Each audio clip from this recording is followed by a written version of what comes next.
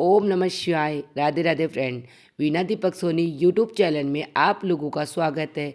आज मैं आप लोगों को इस वीडियो के माध्यम में सावन का पावन पवित्र महीना पूर्ण होने वाला है, तो आज के वीडियो में हम जानेंगे सावन के महीने का व्रत का उद्यापन कैसे किया जाता है। जिन लोगों ने पूरे सावन महीने के व्रत किए हैं उनको भी उद्यापन करना होता है, और जिन लोगों ने सिर्फ सावन के सोमवार के व्रत किए हैं उनके लिए भी उद्यापन करना बहुत ही ज़रूरी है, क्योंकि उद्यापन करने के बाद ही हमारे व्रत पूर्ण होते हैं। तो आज की वीडियो में हम जानेंगे कि पूरे सावन महीने के व्रत का उद्यापन कैसे करना है और सावन के सोमवार का व्रत का उद्यापन कैसे करना है। साथ ही हमें पूरे महीने के जो व्रत किए हैं उनका उद्यापन कब करना है, यानी उद्यापन कैसे करना है और कब करना है, इसकी संपूर्ण जानकारी मैं आपको आज की वीडियो में मिलेगी।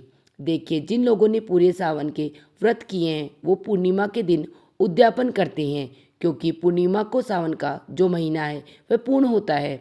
पूर्णिमा के दिन उद्यापन कर सकते हैं या पूर्णिमा से एक दिन पहले यानी 14 में भी आप उद्यापन कर सकते हैं, क्योंकि पूर्णिमा का व्रत चतुर्दशी में ही किया जाता है। तो देखिए, आप चाहे तो इस वर्ष यानी 2025 में 8 अगस्त को भी सावन का व्रत का उद्यापन कर सकते हैं, या आप 9 अगस्त को भी व्रत का उद्यापन कर सकते हैं। तो आप अपनी सुविधा के अनुसार देख लीजिए, उस दिन आप उद्यापन कर दीजिए। अब उद्यापन के लिए हमें क्या क्या सामग्री चाहिए होगी, क्या क्या सामान चाहिए, वह मैं आप सबको बताती हूँ। तो देखिए, अगर आपने पूरे सावन के व्रत किए तो फिर हमें भगवान शिव शंकर के लिए वस्त्र लेने हैं। भगवान शिव शंकर के लिए आप पैंट शर्ट का जोड़ा ले सकते हैं, धोती कुर्ता ले सकते हैं और कुर्ता पजामा ले सकते हैं। कोई भी वस्त्र आप ले सकते। मैंने यहाँ पर पैंट शर्ट का जोड़ा लिया है, तो यह भगवान शिव को शंकर के लिए वस्त्र ले लेंगे। इसके साथ ही हम एक जनेऊ जरूर लेना है। आप सफ़ेद या पीले रंग का जो भी जनेऊ मिल जाए वह जनेऊ ले लीजिए। साथ में हम दक्षिणा ले लेंगे। यथासंभव जितनी हो सके कम या ज़्यादा दक्षिणा आप ले सकते हैं। इसके साथ हम माता पार्वती के लिए वस्त्र लेंगे। तो आप चाहे तो आप सूट ले सकते हैं, आप चाहे तो आप साड़ी ले सकते हैं। यहाँ साड़ी ना हो तो आप चुनरी भी ले सकते हैं, यानी माता पार्वती के लिए हमें वस्त्र जरूर लेना है। तो मैंने यहाँ पर साड़ी ले ली है। इसके साथ ही हमें श्रृंगार का सामान लेना है। तो देखिए, चूड़ियाँ तो आपको ज़रूर लेनी है, बाकी कोई भी सामान आप ले सकते हैं। सावन में चूड़ियों का बहुत अधिक महत्व है, तो चूड़ियाँ आप जरूर लीजिएगा। तो यहाँ पर हमने माता पार्वती के लिए श्रृंगार का सामान ले लिया है। श्रृंगार का सामान भी कम ज़्यादा आप अपने सामर्थ्य के हिसाब से ले सकते हैं। साथ में हमें दक्षिणा जरूर देनी है। दक्षिणा में माता पार्वती और भगवान शिव शंकर की अलग अलग देनी है। इसके साथ हमें कोई भी खाने की चीज़ जरूर देनी है। कोई भी मिठाई ले सकते हैं, लड्डू ले सकते हैं या फल ले सकते हैं, बूंदी ले सकते हैं। घर में कोई भी प्रसाद बना सकते हैं, या कोई मिठाई आप कितनी भी मात्रा में, जितना आपका सामर्थ्य है आपको उतनी मात्रा में मिठाई ले सकते हैं। इसके साथ ही सावन के महीने में हमने भगवान महादेव को जल चढ़ाया है। लोटे से जल चढ़ाया जाता है, तो लोटे का आप दान जरूर अवश्य करना। लोटा तांबा, पीतल, स्टील भी आप ले सकते हैं। इस लोटे में हमें कुछ अनाज भरना। आप चाहे आप चावल से भर लीजिए या आप चाहे तो गेहूं से भर लीजिए। अनाज का दान बहुत शुभ माना जाता है, तो एक लोटा अनाज हमें ज़रूर लेना है। मैंने यहाँ पर चावल ले लिया, आप चावल की जगह कोई भी अनाज ले सकते हैं। तो यहाँ पर हमने अनाज ले लिया। इस सारे सामान के साथ हमें एक बेलपत्र जरूर रखना है, क्योंकि सावन के महीने में भगवान शिव शंकर के पूजन में बेलपत्र का बहुत अधिक महत्व होता है। तो एक बेलपत्र आप जरूर रख दीजिएगा। यह सारा सामान हम लेना है, और 8 तारीख को या 9 तारीख को जिस दिन आप उद्यापन करेंगे उस दिन पूजा में इन सभी सामानों को हमारे साथ रखेंगे और मिनज कर हमें दान करना है। ये दान किसी को करना है तो देखिए, आप ये दान चाहे तो मंदिर में चढ़ा सकते, चाहे तो पंडितानाएं को अपने घर बुला के भोजन करा के तब ये दान दे सकते, या आप चाहे तो किसी भी गरीब को, किसी भी जरूरतमंद को आप यह दान दे सकते हैं। अपनी सास को प्रणाम करके या ननद भांजी किसी को भी प्रणाम करके यह दान दे सकते हैं। मतलब आपको यह दान करना है। दान उसे कीजिए जिसको इसकी ज़रूरत होती है, तो आपको यह दान जरूर देना है।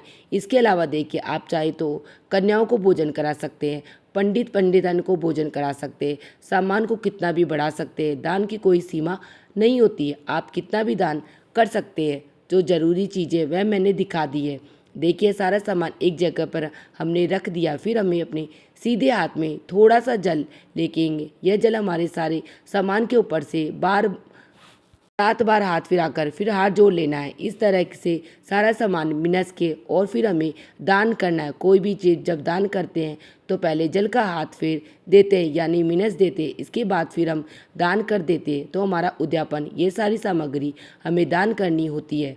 लेकिन अगर आप इतना सामान दान नहीं कर पाते तो हम क्या करें? माता पार्वती के नाम का एक रुमाल लेंगे या आप एक ब्लाउज पीस ले सकते हैं। भगवान शिव शंकर के नाम का एक जनेऊ लेंगे। जनेऊ और रुमाल यह वस्त्र है के रूप में हम भगवान शिव शंकर और माता पार्वती के लिए ले लेंगे। इसके साथ हमें एक लोटा अनाज का लेना है। तो मैंने यहाँ पे माता पार्वती के लिए एक ब्लाउज पीस लिया और भगवान शिव शंकर के लिए जनेऊ लिया है। इसके साथ हमें एक लोटा अनाज का लेना है, बेलपत्र और दक्षिणा लेनी है। यानी इतनी चीज़ें तो हम कम से कम हमें ज़रूर लेनी चाहिए।